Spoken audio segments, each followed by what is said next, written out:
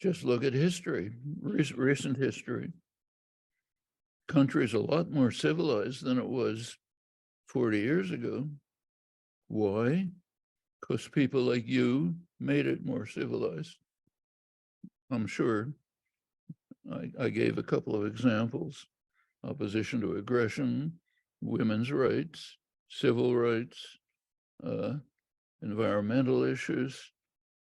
Nothing back in the 60s, almost nothing. Now, major topics.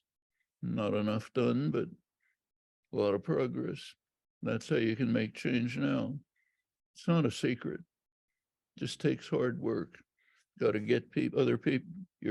First of all, try to understand yourself. What are the things? What are the facts? Bring it to other people. Try to help them get organized. So take women's rights. How'd that start? Small consciousness raising groups.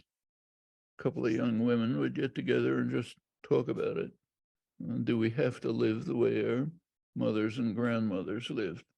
Or can we be independent human beings? Then talk to bigger groups, then start making organizations, demonstrations, so on. That's the only way on any issue. And there's plenty of opportunities. There's a lot wrong with the country, but it's a very free country. By comparative standards, it's very free. No Gestapo is going to come into this classroom and break it up and drag you all away, as happens in other countries. It's increasingly starting to happen in Florida. If you followed what's going on there, it's not that remote. Blocking teaching of American history, blocking teaching of anything involving gender issues. Just make sure that everybody is conformist, passive, obedient, like a good fascist state. That's exactly what DeSantis is trying to do. It's not that remote. It's happening in other constituencies around the country. Libraries are throwing out books because you're not allowed to read them. It's not fascism, but it's proto-fascism. So it's not that far away, but you can struggle against it. We have plenty of opportunities. It doesn't make sense to overlook what's happening.